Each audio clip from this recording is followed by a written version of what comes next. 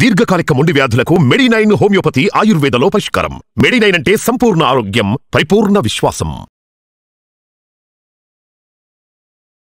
ఇవాళ మనం డిస్కస్ చేసే అంశం ఏంటంటే, ఎవరికన్నా సరే ఆకలిగా ఉన్నప్పుడు, వెయిట్ లాస్ అటెంప్ట్ చేస్తున్నప్పుడు ఆకలిగా ఉండాల్సిన అవసరం లేదు, తెలివిగా తినండి అని మనం చెప్పడం జరుగుతూ ఉంటుంది. అంటే ఏమిటి? ఆకలిగా ఉన్నప్పుడు ఆకలిని భరించాల్సిన అవసరం లేదు, కానీ ఏ పదార్థాలు తింటే మనకి క్యాలరీస్ తక్కువ వస్తాయో, మనకి మంచి పోషకాహారాలు ఉంటాయో, ప్లస్ అది రుచికరంగా ఉంటుందో, ఇలాంటివి తినడం ద్వారా మనకి క్యాలరీస్ తక్కువ వస్తాయి, మన తిండిని ఎంజాయ్ చేస్తాం, ప్లస్ ఆకలి లేకుండా మనం అంటే ఆ పెయిన్ భరించాల్సినటువంటి అవసరం లేకుండా మనం అవాయిడ్ చేయడానికి ప్రయత్నం చేస్తాం. సో 1, 2 ఇది తెలివిగా తినడం అంటే ఇది.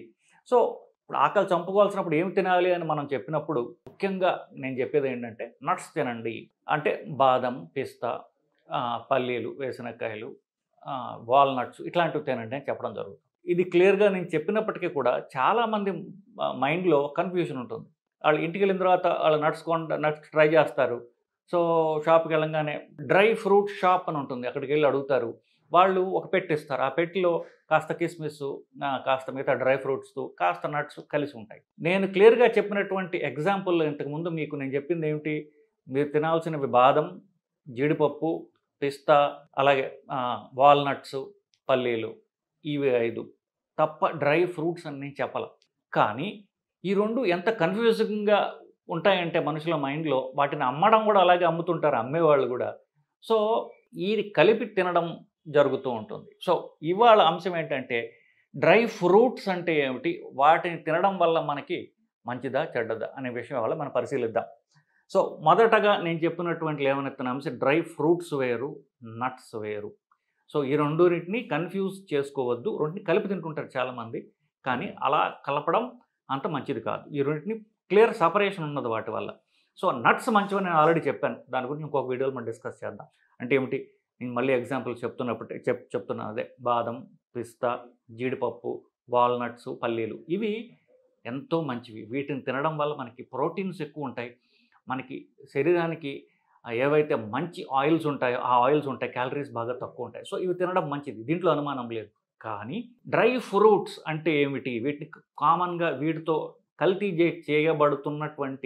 కలపబడుతున్నటువంటి డ్రై ఫ్రూట్స్ ఏమిటి? డ్రై గ్రేప్స్, ఎండబెట్టిన ద్రాక్ష, దాన్ని కిస్మిస్ అంటాం ట్రెడిషనల్గా. రెండోది ఖర్జూరం దీనిలో కలపరు. ఎక్కువ కలిపేది ఏంటంటే కిస్మిస్ ఎక్కువ పెట్టెల్లో, ఈ గిఫ్ట్ బాక్సెస్లో ఎక్కువ కిస్మిస్ కలుపుతుంటారు, అంటే ఎండు ద్రాక్ష. రెండవది కొంచెం తెలుగు పేర్లు ఉండవు వాటికి, చెర్రీస్ ఉంటాయి, అవి ఎర్రగా ఉంటాయి, చిన్న చిన్న పీసెస్ చేస్తారు. చెర్రీస్ ఉంటాయి. ఆప్రికాట్స్ అని పసుపు రంగులో ఉంటాయి, కొంచెం పెద్దగా ఉంటాయి. తర్వాత పీచెస్ అని ఉంటాయి. ఇవన్నీ అంటే భారతదేశం ఫ్రూట్స్ కావు, బయట నుంచి వచ్చినటువంటి ఫ్రూట్స్, వాటిని ఎండబెట్టి ఉంటాయి.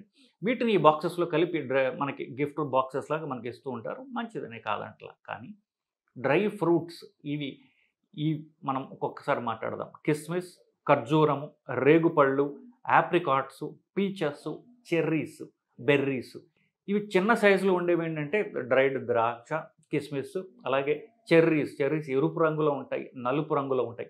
సో ఈ ద్రాక్ష, చెర్రీ, బెర్రీ ఈ మూడింటిని కలిపి బాక్సెస్లో ఎక్కువ ఇస్తుంటారు మనకి. కానీ ట్రెడిషనల్గా మనకు అలవాటు అయింది ఖర్జూరం.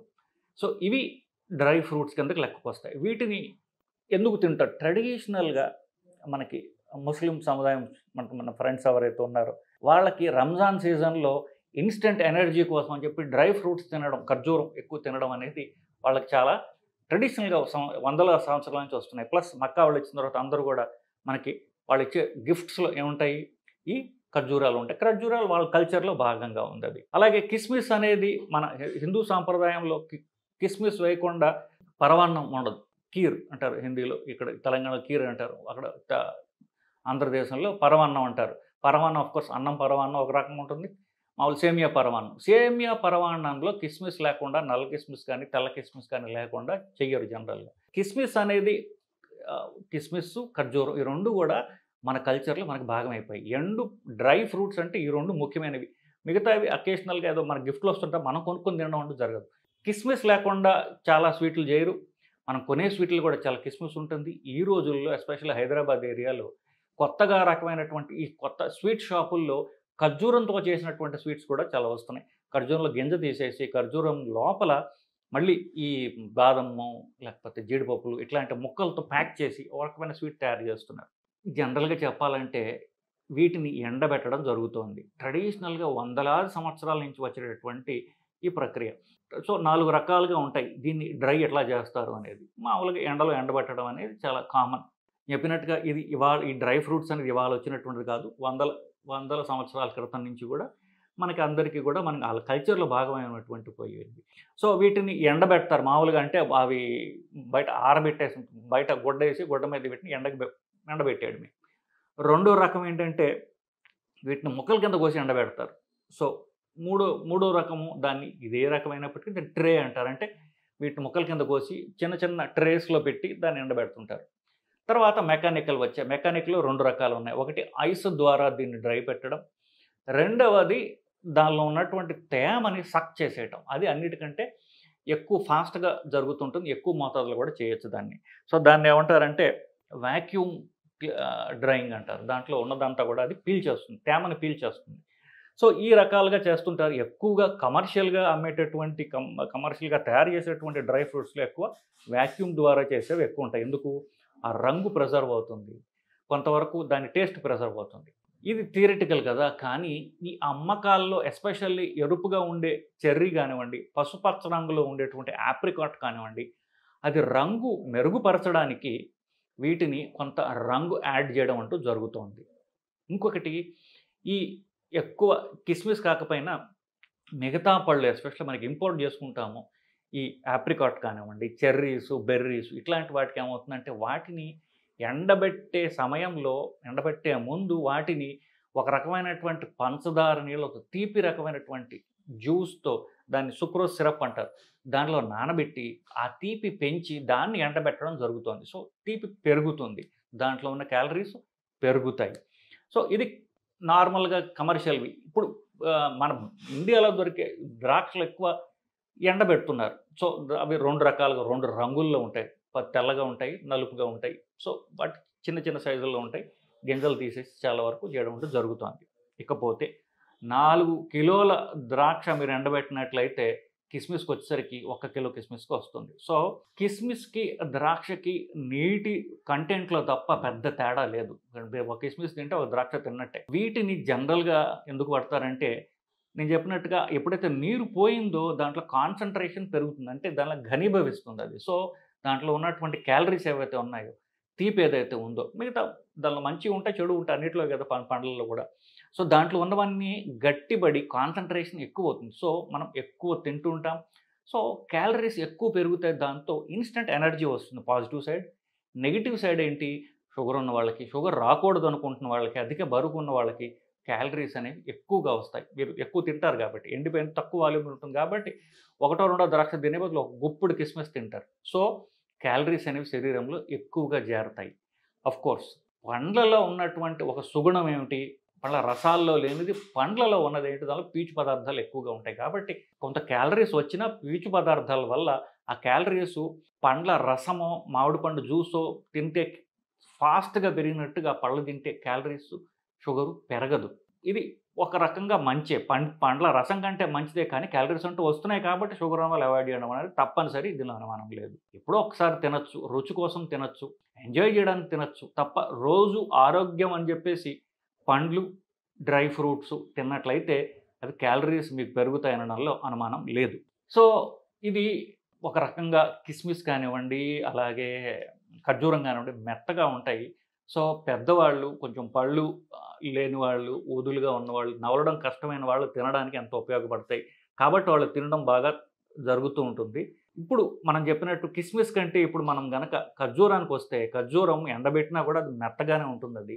కొంచెం గట్టి పడుతుంది. బట్ సైజ్ అట్లాగనే ఉంటుందది. గింజ కూడా అట్లాగనే ఉంటుంది. సో ద్రాక్ష కంటే ఖర్జూరంలో తీపి ఎక్కువ. అది హై గ్లైసెమిక్ ఇండెక్స్ ఫుడ్ అంటారు. అంటే తినంగానే షుగరు ఎంత ఫాస్ట్‌గా పెరుగుతుంది అనే దాంట్లో ద్రాక్ష ఒక రకంగా పర్వాలా షుగర్ ఉన్న వాళ్ళకి. ఖర్జూరం మాత్రము చాలా తీపి ఉంటుంది దాంట్లో.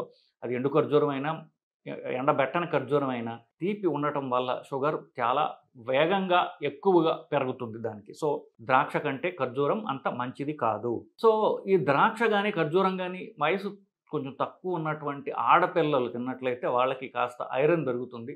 ఖర్జూరంలో కాపర్ ఉంటుంది. భారతదేశంలో ఆల్మోస్ట్ 80-90% యంగ్ గర్ల్స్కి 18 నుండి ఒక 22 ఏళ్ల వయసు వాళ్ళకి అందరికీ కూడా హిమోగ్లోబిన్ బాగా తక్కువ ఉండటం చూస్తున్నాం. ఈ మధ్యకాలంలో ఒక 18-19 ఏళ్ల పిల్లని చూశాను. ఆ పిల్లకి చూస్తే నార్మల్ హెల్తీ గర్ల్ హిమోగ్లోబిన్ 2 గ్రాములు ఉన్నది. 12 ఉండాల్సిన 2 గ్రాములకు వచ్చింది. ఏమీ జబ్బు లేదు.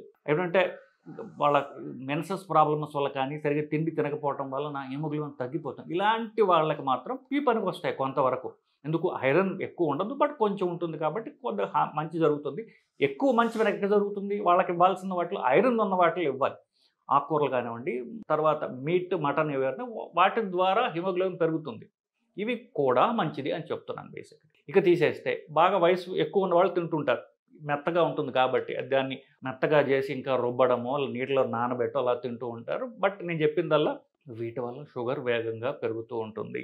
పోషకాహారాల వరకు వస్తే ద్రాక్ష చూసుకుంటే 80% దాంట్లో కార్బోహైడ్రేట్స్ ఉన్నాయి. 80% కార్బోహైడ్రేట్స్ ఉన్నాయి. దాన్ని ఎండబెట్టినా కూడా 15% నీరు ఉంటుంది దాంట్లో. ఫైబర్ 4% ఉంటుంది. సో అఫ్కోర్స్ వీటిలో ఫ్యాట్ అనేది అసలు ఉండదు. ఒక రకంగా చెప్తే ప్యూర్ కార్బోహైడ్రేట్స్ అన్నట్టు లెక్క. 80% కార్బోహైడ్రేట్ ద్రాక్షలో. అదే ఖర్జూరంలో ఎంతకంటే ఎక్కువ, అది ఫాస్ట్గా కూడా అబ్జర్వ్ అవుతుంది. సో ద్రాక్ష, ఖర్జూరము వీటికంటే ఆప్రికాట్ ఇంకా కొంచెం బెటర్ నిజం చెప్పాలంటే. కానీ ద్రాక్ష, ఖర్జూరం మాత్రము ఎక్కువ తీపి కలిగిన తిండ్లు. అవి షుగర్ ఉన్నవాళ్ళు, అధిక బరువు ఉన్నవాళ్ళు, షుగర్ రాకూడదు అనుకునే వాళ్ళు ఈ 2 ఫుడ్స్ని అవాయిడ్ చేయడం అనేది చాలా అవసరం. సో డ్రై ఫ్రూట్స్కి, నట్స్కి కన్ఫ్యూజన్ అవ్వకూడదు. నట్స్ తినండి. డ్రై ఫ్రూట్స్ అనగా ఖర్జూరం, ద్రాక్ష, ఆప్రికాట్, చెర్రీ బెర్రీ ఇట్లాంటివి తినవద్దు. ఎప్పుడో పండక్కి ఒక 4-5 తింటే మంచిదే, పర్వాలా. ఇదేమీ నిషేధిత ఫుడ్ కాదు. ఆల్కహాల్, సిగరెట్ల లాగా తింటే పర్వాలా.